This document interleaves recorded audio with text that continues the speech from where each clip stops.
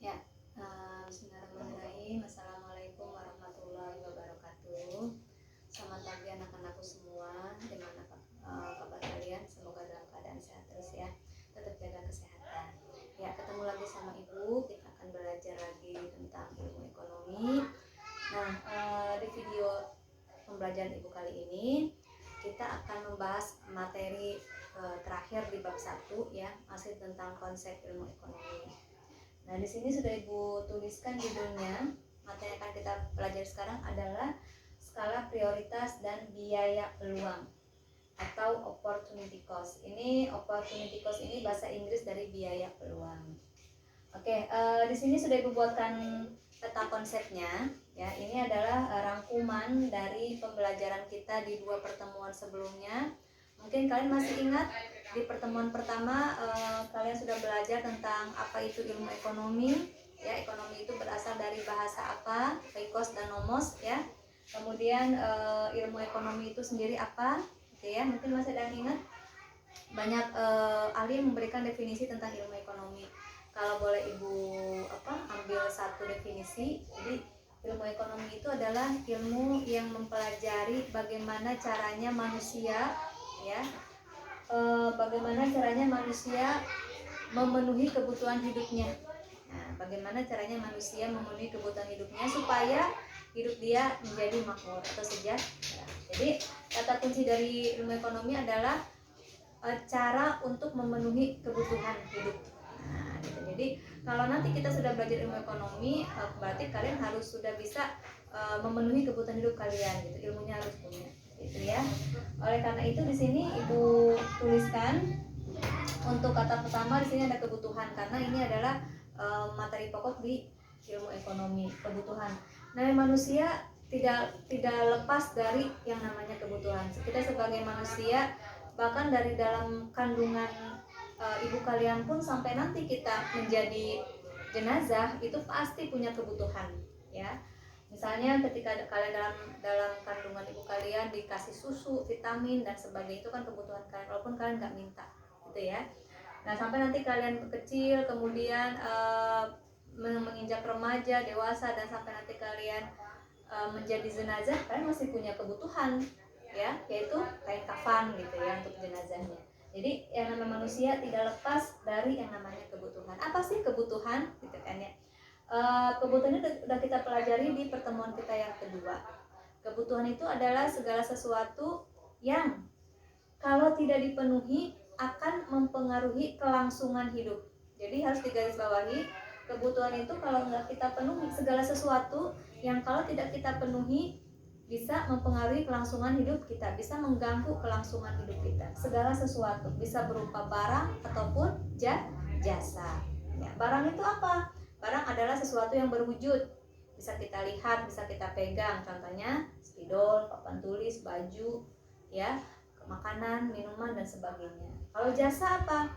Jasa misalnya sesuatu yang tidak berwujud tapi bisa kita rasakan. Contohnya apa? Perhatian, kasih sayang gitu ya, pendidikan, kesehatan, itu adalah jasa. Dan itu menjadi salah satu kebutuhan hidup manusia. Nah, di sini harus kalian bedakan antara kebutuhan dengan keinginan. Ya, di pembelajaran kita minggu kemarin sudah dipelajari bahwa kebutuhan dengan keinginan itu berbeda. Ya, kalau keinginan itu segala sesuatu kalaupun tidak kita penuhi itu tidak akan mengganggu kelangsungan hidup kita. Contohnya pakaian tadi ya, kamu sudah punya pakaian, pengen punya pakaian baru, itu kan keinginan kamu. Kalau kamu tidak penuhi ya nggak masalah, gitu ya. Namanya itu keinginan, jadi tidak akan mengganggu kelangsungan hidup kamu walaupun kamu nggak beli pakaian baru karena kamu punya pakaian yang lama. Oke, itu kebutuhan. Jenisnya banyak kebutuhan ya, udah kita pelajari juga di pertemuan kemarin. Ada yang berdasarkan intensitasnya, ada berdasarkan individu dan sebagainya, sifatnya dan sebagainya. Nanti kalian baca lagi ya pembelajaran minggu kemarin. Oke. Nah, kebutuhan untuk memenuhi kebutuhan hidup ini kita harus punya sumber daya ekonomi. Jadi untuk memenuhi kebutuhan hidup manusia harus mempunyai sumber daya ekonomi. Sumber daya ekonomi ini kita pelajari di pertemuan pertama, ada 4, ada sumber daya alam, sumber daya manusia, modal, dan kewirausahaan ya. Ini sumber daya ekonomi. Nah, ketika tidak sebanding atau tidak sama dengan sumber daya ekonomi yang ada, ya ini Ibu tulis tidak sebanding, artinya jumlah kebutuhan lebih banyak dibanding sumber daya yang ada, maka akan terjadi suatu kondisi yang namanya kelangkaan, suatu keadaan yang namanya kelangkaan atau scarcity. Kelangkaan, apa sih kelangkaan? Kelangkaan itu bukan berarti tidak ada sama sekali, tapi kelangkaan di sini artinya jumlahnya sedikit, jumlahnya tidak bisa memenuhi kebutuhan manusia. Contohnya, ketika terjadi musim kemarau, ya kita butuh air, semua manusia butuh air, tapi apa daya sumber daya ekonominya, sumber daya alamnya tidak mencukupi karena pengaruh musim. Akibatnya apa? Air menjadi langka. Di sini terjadi kelangkaan. Dan kelangkaan ini menjadi inti dari masalah ekonomi. Yang namanya masalah harus diselesaikan.